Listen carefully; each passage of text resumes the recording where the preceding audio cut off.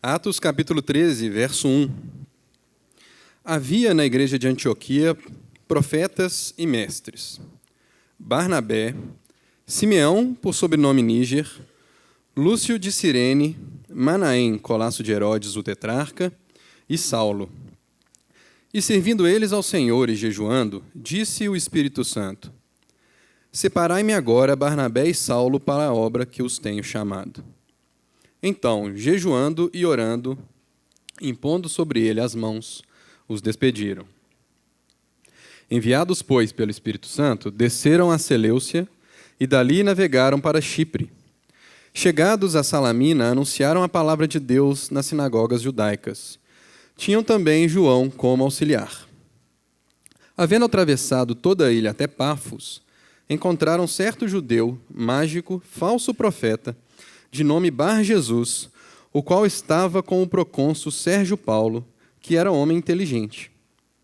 Este, tendo chamado Barnabé e Saulo, diligenciava para ouvir a palavra de Deus. Mas opunha-se-lhes Elimas, o mágico, porque assim se interpreta o seu nome, procurando afastar da fé o procônsul.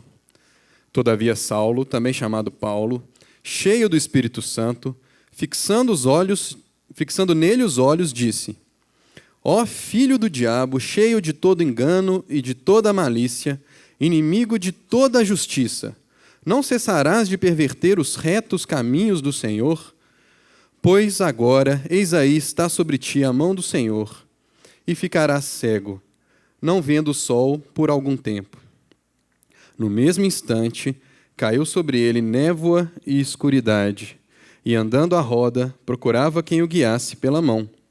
Então o procônsul, vendo o que sucedera, creu, maravilhado com a doutrina do Senhor. Vamos orar uma vez mais, feche seus olhos. Senhor nosso Deus, estamos diante do Senhor como comunidade salva, batizada em Cristo Jesus, dependendo, Senhor, do poder do Espírito Santo, Senhor, para entender a Tua palavra, para proclamar a Tua palavra, para praticar a Tua verdade, para cumprir o nosso chamado, Senhor. Dá-nos a consciência de que sem o Senhor nós não podemos fazer coisa alguma, e muito obrigado por podermos fazer a Tua obra, oração da Tua igreja, em nome de Cristo Jesus. Amém. Meus irmãos, capítulo 13 de Atos é uma passagem muito importante do livro. Todas são, né? E parece que eu sempre falo isso antes das minhas pregações. Mas essa aqui, de fato, ela é importante, porque ela está marcando uma transição no livro de Atos. Uma transição na história da igreja. Vamos mais longe, né? É uma passagem importante porque ela marca um momento histórico na vida da igreja cristã, na obra do Espírito Santo através da sua igreja. Nos 12 primeiros capítulos, Lucas vem narrando como a igreja, como o evangelho foi progredindo a partir de Jerusalém, cumprindo aquele chamado e aquela profecia de Jesus Cristo, de que os crentes, né, os seus discípulos, seriam feitos suas testemunhas ao receber o poder do Espírito Santo. E eles testemunhariam em Jerusalém, Judéia, Samaria e até os confins da terra. Então, Lucas está narrando como o evangelho foi se expandindo, aumentando o seu círculo de alcance a partir daquele centro que era Jerusalém. Até então, a gente viu como que o evangelho atingiu Jerusalém, como que por meio de Filipe o evangelho chega, então, em Samaria, como que, por consequência de uma perseguição desencadeada na época, né, do martírio de Estevão, como que as pessoas, os crentes que estavam lá em Jerusalém, eles são dispersos pelas regiões vizinhas ali, né, dentro do Império Romano, e como, por resultado dessa perseguição e dessa fuga, o evangelho acaba se expandindo ali pelas regiões vizinhas. E chegamos lá no capítulo 11, né, 2 capítulos antes dessa nossa passagem, nos é dito que a igreja é fundada uma igreja lá em Antioquia.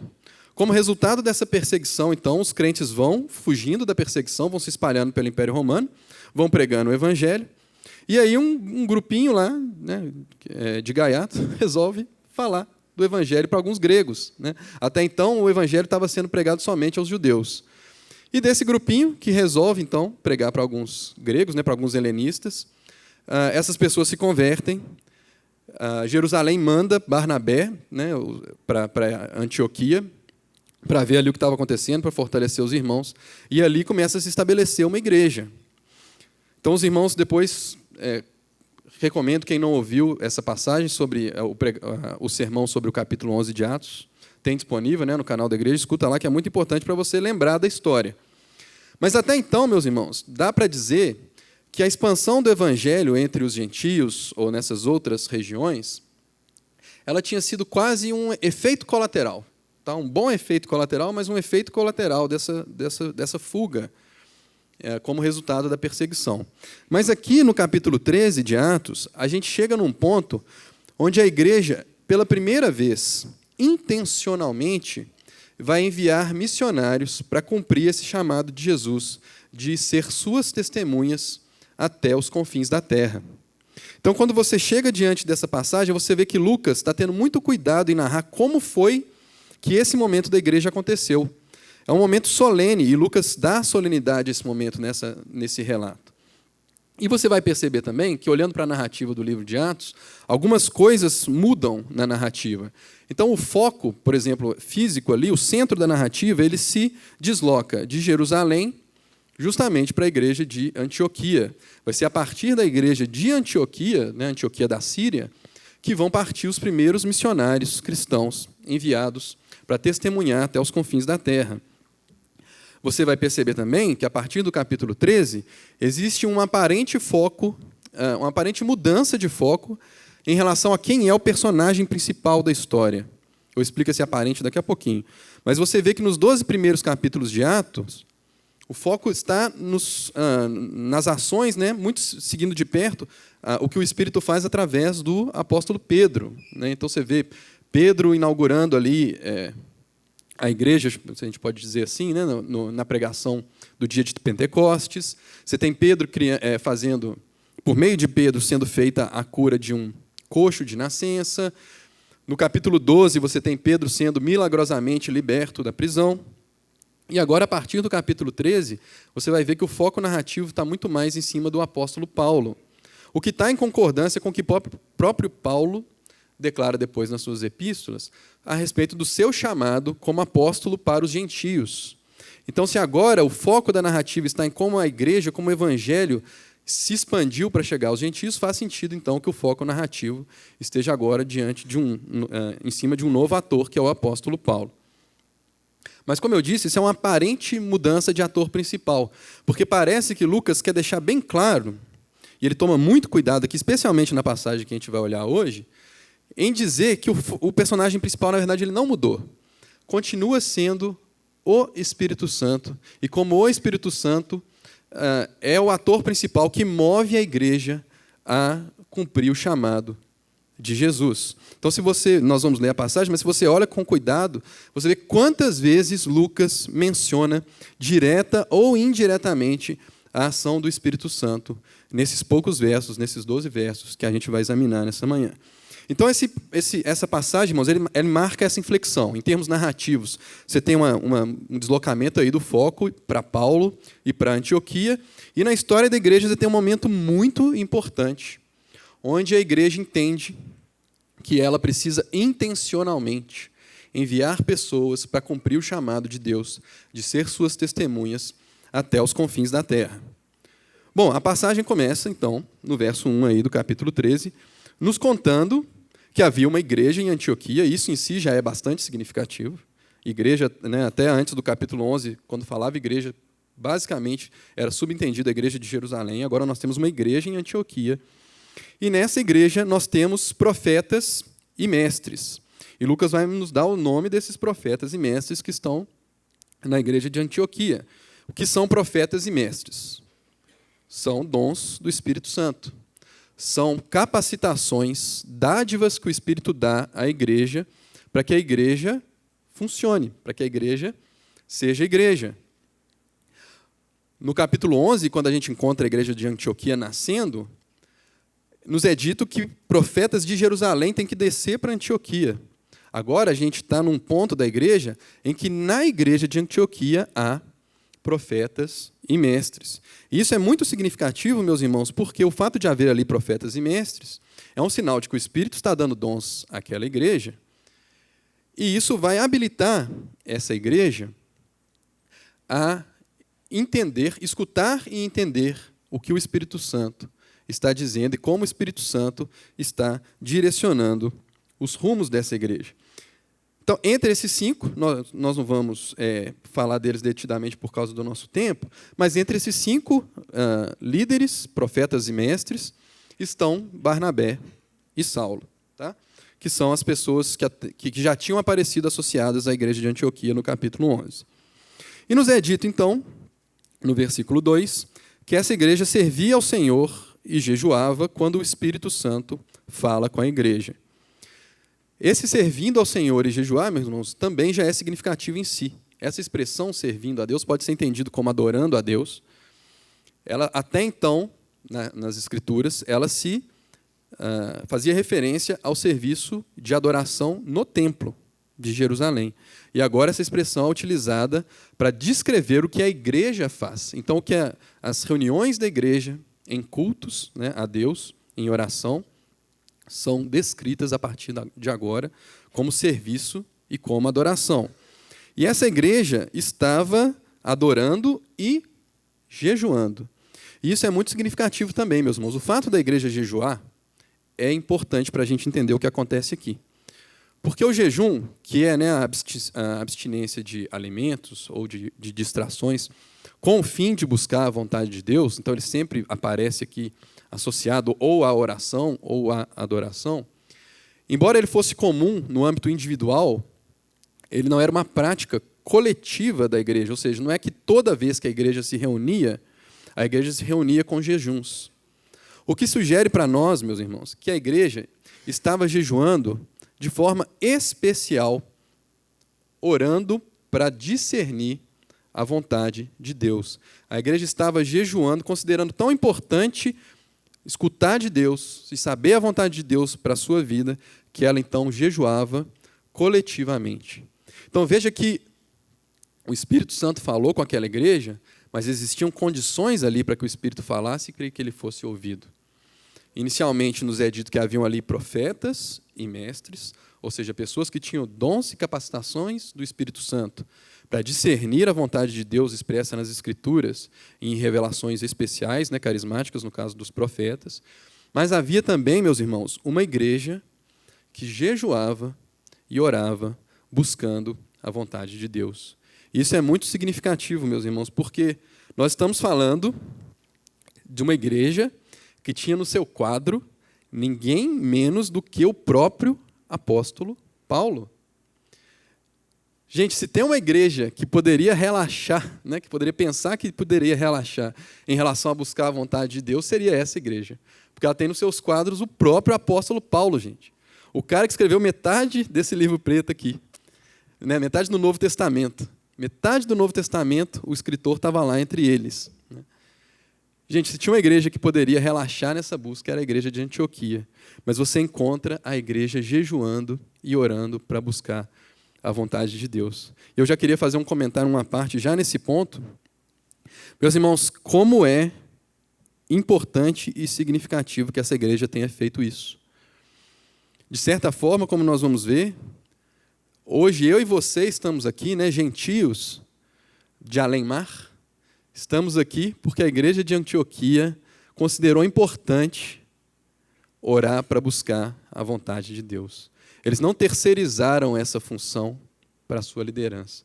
Irmãos, e como é arriscado, não é? A igreja esquecer que ela depende do Espírito Santo para cumprir o seu chamado. Como é arriscado a gente passar a acreditar que basta que a gente coloque as condições no lugar, né? Então basta que eu me reúna no domingo, basta que eu busque um louvor adequado, basta que eu busque pessoas que sejam capazes de falar bem para uma audiência, basta que eu coloque um espaço maior, basta que eu amplie, que eu busque uma nova sede e as coisas vão funcionar como que por osmose, né? É só ladeira abaixo aí, é só colocar essas condições que a coisa vai. Meus irmãos, não vai. E isso eu acho que é um chamado muito importante que está aqui na Bíblia para nós, no livro de Atos. É que a igreja só é igreja se existir o Espírito Santo animando e dirigindo a igreja. A igreja só é capaz de cumprir o seu chamado se ela estiver sensível à voz do Espírito Santo. Meus irmãos, o quanto isso fala para nós, não é? Quanto isso nos chama para a gente ficar mais atento.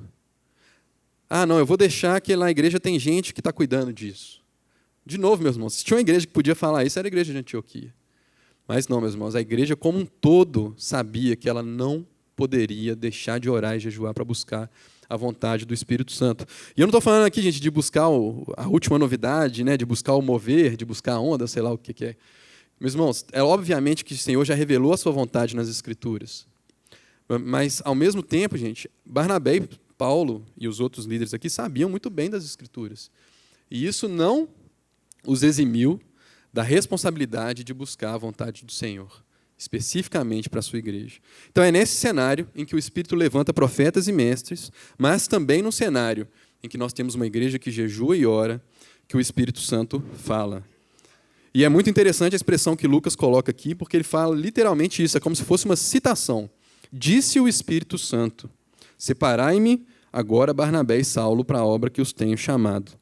Lucas parece querer não deixar dúvidas de que foi uma direção legítima do Espírito Santo. Porque essa expressão, disse o Espírito Santo, abre aspas e fecha aspas, absolutamente ela é muito rara no Novo Testamento.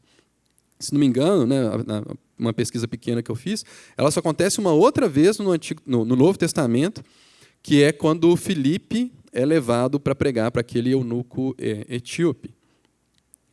Então, na prática, o que deve ter acontecido aqui, dado o contexto que o Lucas nos conta, é que, na verdade, algum dos profetas que havia naquela igreja discerniu a vontade de Deus, então proclamou para toda a igreja que o Espírito Santo estava, nesse momento, pedindo para que fossem separados Barnabé e Saulo para uma obra que ele os estava chamando.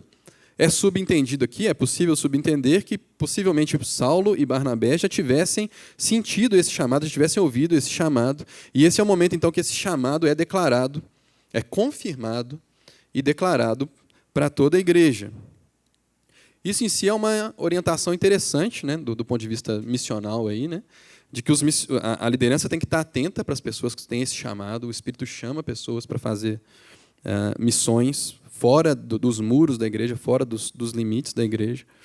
Mas é importante também para as pessoas que se sentem vocacionadas entender que esse chamado ele precisa ter a confirmação da liderança e de toda a igreja. Isso seria uma boa recomendação prática aí, em termos de obra missionária. Meus irmãos, mas se você olha desatento, você não percebe uma coisa interessante aqui.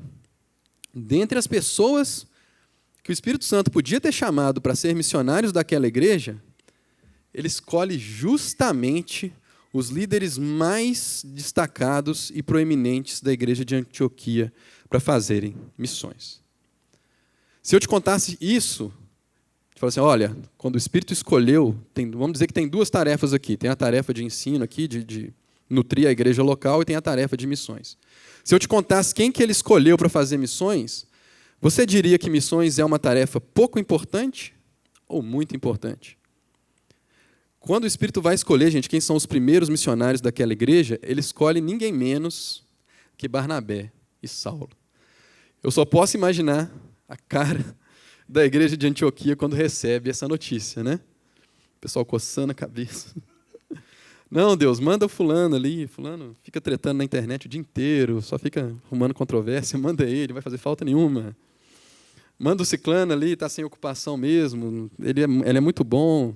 Manda o fulano ali que fica perturbando a gente para botar a dança profética na igreja, manda ele. Mas tinha que ser Barnabé e Saulo. Tinha que ser Barnabé e Saulo. Tinha que ser Barnabé e Saulo, meus irmãos. Porque a igreja tem que parar de ter essa dicotomia de achar que missões é um detalhe bacana no meio da igreja, né? A gente é tão legal que a gente quer dividir o que a gente tem aqui com as outras pessoas, né? Mas se a gente não dividir também, tá bacana. Irmãos, missões é a própria razão de existir da igreja. A igreja foi chamada para ser testemunhas de Jesus em Jerusalém, Judéia, Samaria e até os confins da terra. Então, se você quer alguma prova de que isso é o próprio a própria razão de ser da igreja, é uma tarefa muito importante. Olha aqui quem que o Espírito Santo está dizendo para a igreja que tem que ser separado para essa obra. Ninguém mais, ninguém menos do que os líderes mais destacados e importantes daquela igreja. E a igreja de Antioquia, meus irmãos, está sendo desafiada aqui. Porque ao enviar Barnabé e Saulo, como está ali no verso 3, eles vão orar e jejuar um pouco mais, para que, né, a obra seja bem sucedida, certamente. E eles vão despedir, eles vão enviar Barnabé e Saulo. Literalmente aqui, eles estão liberando Barnabé e Saulo das suas funções, para que eles cumpram, então, o seu chamado. Meus irmãos, eles têm que acreditar no Espírito Santo, de que quem vai ficar, não vai ficar à míngua. De quem vai ficar vai continuar sendo nutrido, vai continuar sendo orientado, vai continuar servindo ao Senhor onde eles estão. A igreja de Antioquia está sendo desafiada a confiar no poder e na obra do Espírito Santo. Tanto quem vai quanto quem fica é chamado a discernir a vontade do Senhor e a crer que isso é a melhor coisa para essa igreja.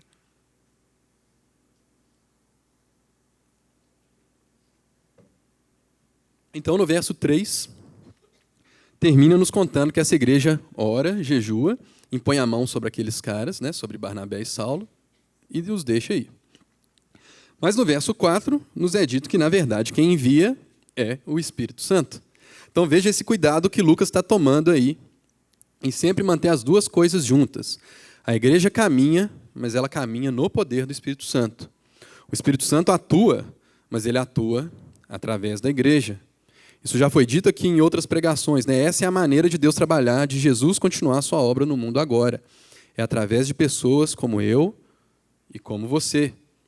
Então isso foi dito aqui, né? Quando Deus queria converter o eunuco etíope, ele literalmente teletransporta Filipe para que Filipe fale com aquele eunuco etíope. Quando ele vai abrir a porta da conversão dos gentios através do centurião Cornélio, um anjo chega para Cornélio. Se o anjo já está lá, por que ele não falou, né? Já fala do que ele tem que falar com Cornélio lá, mas ele fala para Cornélio o seguinte: ó, Cornélio, você vai buscar Pedro e Pedro vai te falar. Então, Lucas está mantendo, por isso que eu falei que não é uma aparente mudança de ator principal. Lucas está mantendo esse cuidado de mostrar que a igreja caminha, mas a igreja caminha no poder do Espírito Santo, o Espírito Santo age, mas ele age através da igreja. Por isso você tem no verso 3, a igreja enviando, e ao mesmo tempo no verso 4, logo em seguida, o Espírito enviando, porque é o mesmo ato, as duas coisas são verdadeiras ao mesmo tempo. E aí, se você depois tiver um tempo, eu te aconselho a fazer isso. Várias Bíblias vêm com atlas, depois você pega um atlas bíblico lá, para você acompanhar esse itinerário que ficou conhecido como a primeira viagem missionária de Paulo. Barnabé e Saulo, então, eles vão partir de Antioquia, eles vão descer para uma cidade portuária, chamada Seleucia, e aí eles vão a caminho de Chipre. Não nos é dito por que Chipre foi escolhido, embora Chipre teria sido uma escolha natural, dado que Barnabé era natural de Chipre. Tá? Então eles vão atravessar o mar, Chipre era uma ilha próxima, eles vão partir de Seleucia, então, vão navegar até Chipre, vão chegar numa cidade que tem nome de tiragosto, que é Salamina, e aí lá não vai falar muito sobre o que aconteceu lá. Só vai dizer que Salamina era uma cidade grande, que tinha uma comunidade judaica grande. Como é que a gente sabe que tinha uma comunidade judaica grande? É que tinha mais de uma sinagoga. Tinha algumas sinagogas, está no plural aí, né? Chegando a Salamina, anunciar a palavra de Deus nas sinagogas judaicas. E Lucas escolhe esse momento para dizer que, na verdade, a comitiva tinha uma pessoa a mais, que era João, na verdade, João Marcos, primo de Barnabé. E ele usa esse momento para contar de João Marcos, provavelmente pela relevância que João Marcos vai ter mais adiante na história. Ele vai abandonar a comitiva, dando spoiler aí, né?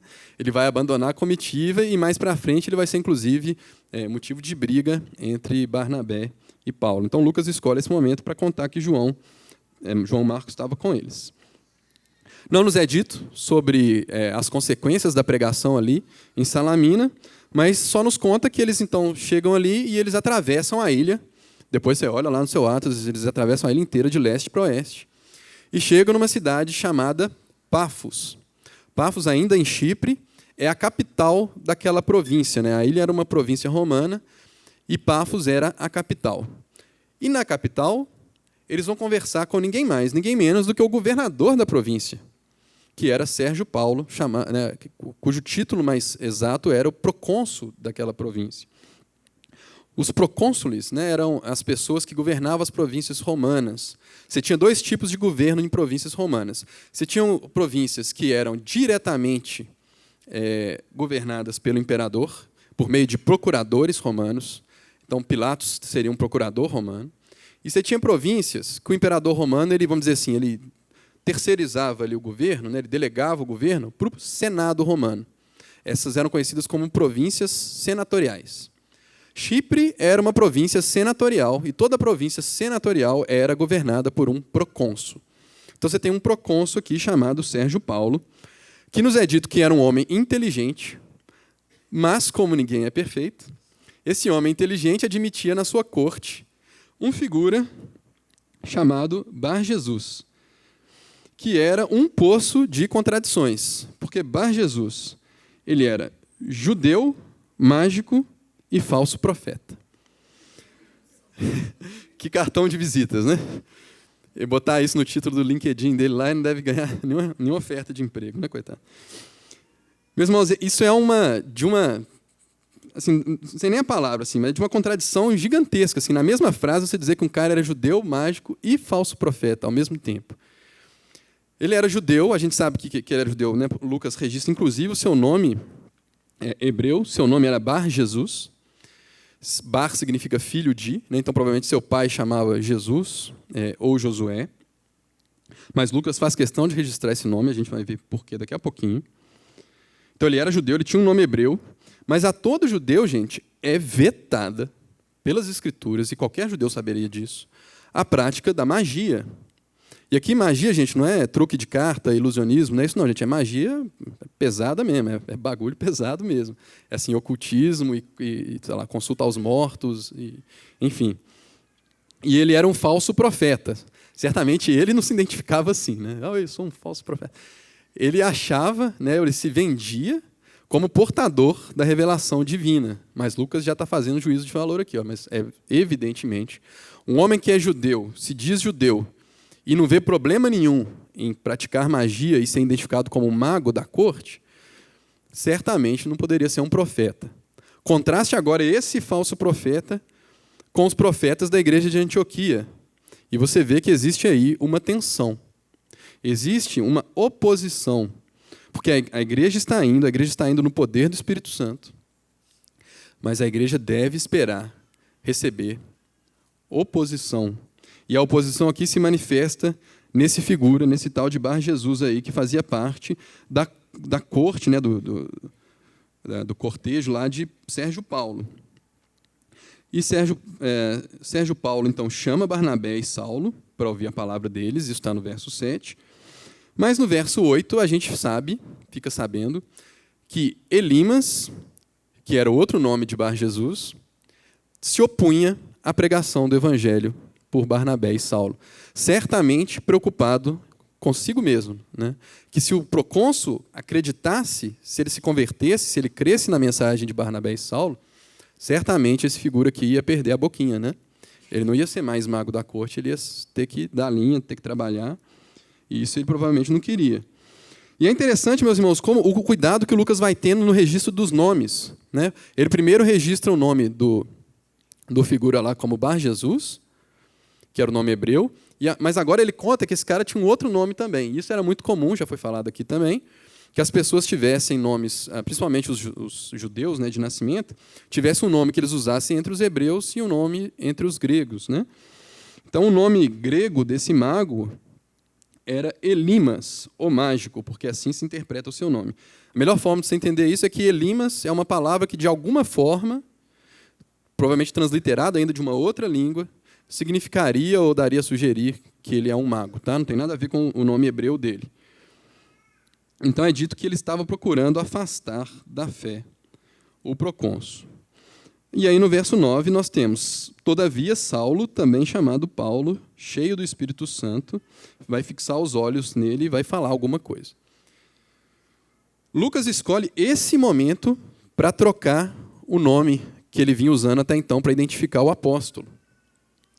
E aí, meus irmãos, talvez você já tenha ouvido pregações, discurso, alguma música, sei lá, filme, para tentar dar muita significância a essa troca de nome aqui, mas sinto te informar, assim, não é tão importante essa troca de nome aqui não, tá?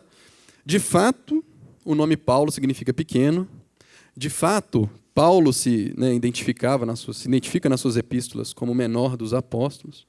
Então, muitas pessoas vão dizer que o Espírito teve que diminuir Paulo, e Paulo tinha que se enxergar como pequeno, para ele poder ser cheio do Espírito Santo. Isso pode ser até verdade, tá, irmãos? Ele realmente se identificava dessa forma, realmente o Espírito trabalhou nele, né, para que ele entendesse a posição dele dentro da igreja, que ele não poderia mais se gloriar da sua formação judaica, do seu desempenho acadêmico, porque diz que ele era excelente nas escolas rabínicas, né, que ele frequentou. Mas o fato, meus irmãos, é que Paulo nada mais é do que o nome grego de Saulo também.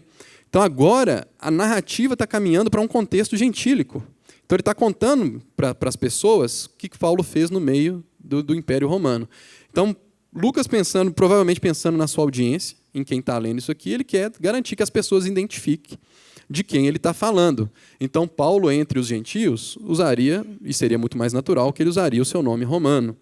Paulo era cidadão romano, e como tal, ele tinha 3 nomes. Um que era um prenome, um nome e um cognome, seria o terceiro nome. Paulo era o cognome do apóstolo, esse terceiro nome. A gente não sabe os 2 primeiros. Então não era Saulo, nenhum dos 2 primeiros. Tá? A gente não sabe qual eram os 2 primeiros. Saulo era o nome que ele usava entre os hebreus, que é o mesmo nome, inclusive, do primeiro rei de Israel, é o mesmo nome para Saul.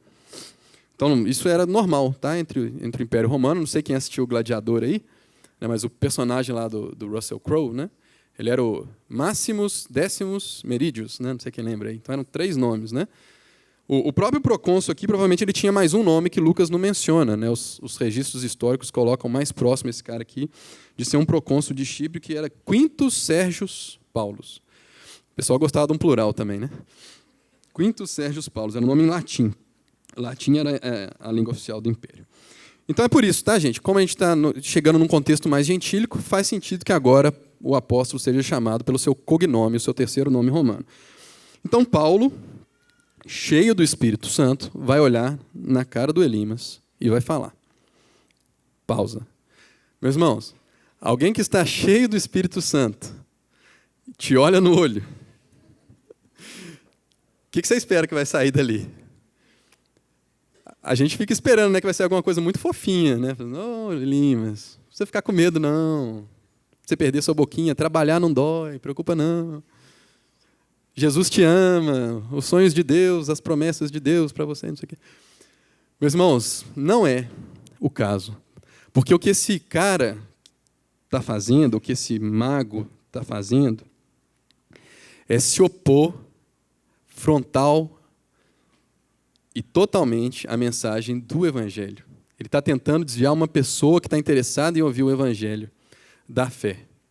Então, isso não é obra de ninguém mais, ninguém menos do que do próprio Satanás. Então, tira a pausa. Filho do diabo. Nada mais, nada menos do que isso que Paulo fala para aquele homem. Você tem o nome de Bar Jesus. Né? Seu nome é filho de Jesus. Você por fora, você está todo ok, né? Você é profeta, você é o bonitão aí da corte, né? Você é mago, você tem o nome de filho da salvação, né? Filho de Jesus. Mas as suas obras mostram exatamente quem você é. Você, na verdade, é um filho do diabo. Irmãos, abre comigo, essa não é uma expressão original, vamos chamar assim. Ela já tinha saído da boca do próprio mestre. Então, abre comigo João, capítulo 8, verso 36. Perdão, verso 37.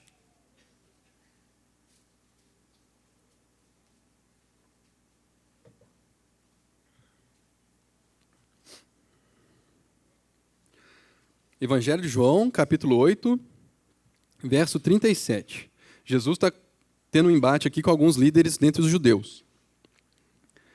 E aí é Jesus falando, bem sei, verso 37, bem sei que sois descendência de Abraão, contudo, procurais matar-me, porque a minha palavra não está em vós. Eu falo das coisas que vi junto de meu pai. Vós, porém, fazeis o que vistes em vosso pai. Então lhes responderam: Nosso pai é Abraão. Disse-lhe Jesus: Se sois filhos de Abraão, praticai as obras de Abraão. Mas agora procurais matar-me a mim, que vos tenho falado a verdade que ouvi de Deus. Assim não procedeu Abraão. Vós fazeis as obras de vosso pai. Disseram-lhe eles: Nós não somos bastardos, temos um pai que é Deus. Replicou-lhes Jesus: Se Deus fosse de fato vosso pai, certamente me havias de amar, porque eu vim de Deus e aqui estou. Pois não vim de mim mesmo, mas ele me enviou. Qual a razão porque não compreendeis a minha linguagem? É porque sois incapazes de ouvir a minha palavra. Verso 44, Vós sois do diabo, que é vosso pai, e quereis satisfazer-lhes os desejos. Ele foi homicida desde o princípio e jamais se firmou na verdade, porque nele não há verdade. Quando ele profere mentira, fala do que lhe é próprio, porque é mentiroso e pai da mentira. Mas, porque eu digo a verdade, não me credes. Só até aqui, irmãos. O que Jesus está ensinando para aquelas lideranças judaicas ali? Que as suas ações mostram a sua filiação. O que você faz mostra, de fato, de quem você é filho. Então, eles estavam alegando que eles eram filhos de Abraão, mas as obras dele não eram as obras que Abraão tinha feito. Eles estavam dizendo que eles eram filhos de Deus, mas as obras que eles estavam mostrando ali não eram as obras de um filho de Deus. Não era o que Deus havia revelado. O que Deus havia revelado estava diante deles ali. Então Jesus está falando, olha, vocês na verdade o que vocês gostam de fazer mesmo é serem homicidas e mentirosos. Então quando vocês são homicidas e mentirosos, vocês só estão demonstrando aí para todo mundo ver o que é que vocês são. Quem é de fato o vosso pai. E é exatamente isso que está acontecendo, voltando agora para a nossa passagem de Atos. Aquele homem que externamente tinha tudo ok, né? Ele tinha uma influência política, ele estava ali na corte do governador, ele era judeu, ele tinha nome de filho de Jesus, ele se autodenominava um profeta. Quando o Espírito age, quando a palavra é pregada, no poder do Espírito Santo, aí é manifesto quem de fato era o pai desse figura aí. E aí o Espírito Santo, porque Paulo estava cheio do Espírito Santo, e Lucas quer falar que ele foi enviado pelo Espírito Santo, por orientação do Espírito Santo. Paulo então manifesta diante daquele procônsul quem de fato é o verdadeiro profeta, quem é de fato o verdadeiro filho de Jesus. E não era o mago. E aí Paulo então vai pronunciar sobre esse homem um juízo. O juízo do próprio Deus, ele deixa bem claro, olha, é a mão de Deus que está sobre você. E agora você vai ficar cego, e você vai ficar sem ver a luz um tempo. Irmãos, parece até que Paulo estava guardando para usar essa em alguém, não parece? Quem que vocês lembram de em Atos aí que tinha ficado uns dias cego, tateando pela mão? O próprio apóstolo, né? Capítulo 9. Evidentemente, são situações completamente diferentes, tá, gente? Assim, do ponto de vista do que causou a cegueira em um do que causou em outro. Vamos deixar isso bem claro aqui, né? Paulo foi cegado pela própria glória de Jesus. Mas isso pode falar, gente, que para nós, sugere para nós, que isso, na verdade, era um ato até de misericórdia com aquele mago. Porque ele precisava ser repreendido, ele precisava ver quem ele estava servindo, mas a cegueira dele não ia ser eternamente, né? Ia ser uma cegueira temporária. E ninguém melhor do que o apóstolo Paulo para saber o bem que uma cegueira temporária pode fazer para clarear as ideias, né?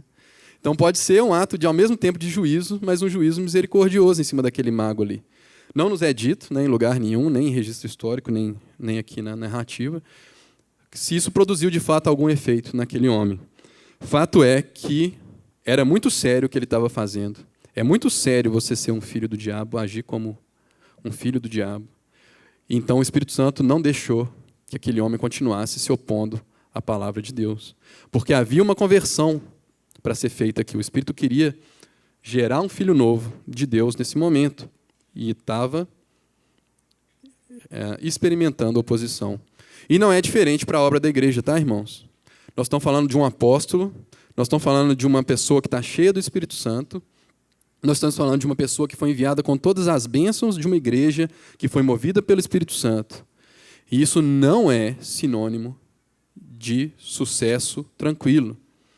O fato de você estar numa atividade movido, animado pelo Espírito Santo, não significa que você não vai sofrer oposição. Pelo contrário, que uma coisa que Satanás é inimigo e opositor, ele não vai deixar isso barato. Então, quando a igreja se levanta para buscar o Espírito Santo, e ela deve buscar o Espírito Santo, ela pode esperar duas coisas. A primeira é que o Espírito vai falar. A primeira é que o Espírito vai dirigir. E a segunda é que a oposição vai vir. Mas, irmãos, fica muito claro aqui que a gente não está falando de uma guerra entre iguais e opostos, né? Nós não estamos falando de duas forças iguais em intensidade que estão brigando pela vida de Sérgio Paulo. Paulo deixa muito claro quem é que manda nesse negócio.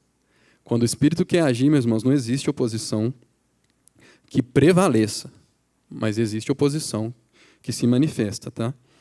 Então é pronunciado esse juízo sobre Elimas. Elimas sai cego dali. E é muito interessante a escolha de palavras de Lucas, no verso 12, não intencional, né, mas ele escolheu essa palavra e eu achei muito feliz, que fala que o procônsul viu o que se sucedera, né?